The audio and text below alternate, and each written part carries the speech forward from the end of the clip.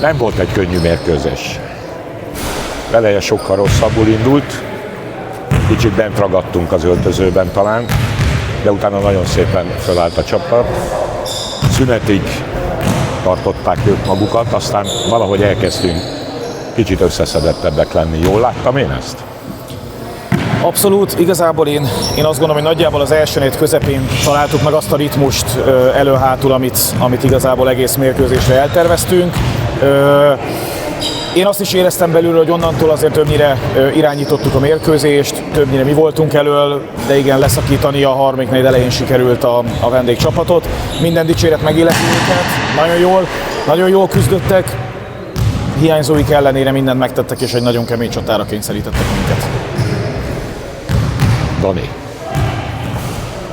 azt hiszem a bevezető, felkonferáló vagy felvezető műsorban is te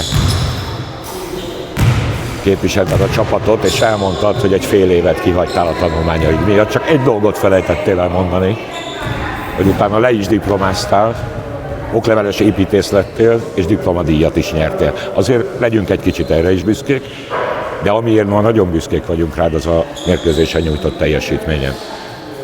Hogy értékeled saját magadat először? Ja, hát köszönöm szépen a kis kitérőt. Igen, hát ez is történt az elmúlt fél évben, aminek nyilván nagyon örültem. Hasonlóan örültem a mai teljesítménynek is, mind a csapat részéről, mind a saját részemről, mert ahogy nyilatkoztam a meccs előtt, ez egy jó erőfelmérő volt, és szerencsére kiálltuk a próbát, úgyhogy remélem, hogy ez a lendület menni fog tovább. És még lesz egy meccsünk idegenben a Békéscsaba ellen, azt is meg szeretnénk nyerni, és akkor egészen jól tudjuk zárni a fél évet, azt gondolom. A mérkőzésnek sok fordulópontja volt, vagy lehetett volna, de a legvége lett a legizgalmasabb, amikor ugye várhatóan az ellenfél elkezdett faltolni. Ekkor volt egy olyan húzás, amit mi a nézőtérről, legalábbis én kiszúrtam, hogy egyszer csak lecserélted Kovit, aki védekezésben zseniálisat alkotott, és behoztad a Dominiket, aki azt hiszem 100%-a dobta addig is a büntetőket, és valószínűleg arra játszott a csapat, hogy ő dobjon. Így volt ez?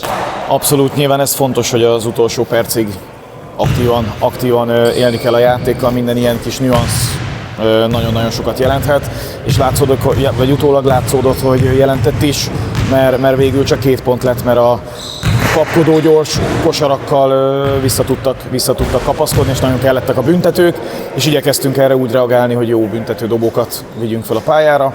Bazsikánál kevésbé sikerült, de a végén szándékosan kihagyta azt, amit ki kellett, hogy leperegjen az óra, úgyhogy azt gondolom, mindenki hozzátette magát, mint Dani, de kiemelhetném Somát, kiemelhetném Klemit, úgyhogy tényleg nagyon sok szép egyéni teljesítmény jött, fiatal posztról megint több mint 20 pont, mindenki oda tette magát, 4-5 játékos zárt 10 pont fölött, a Val szerintem még több volt, úgyhogy azt gondolom, hogy ez az igazi csapatgyőzelem, és ez az a batta, amit mi képviselni szeretnénk, és aki lenni szeretnénk ebbe a bajnokságban.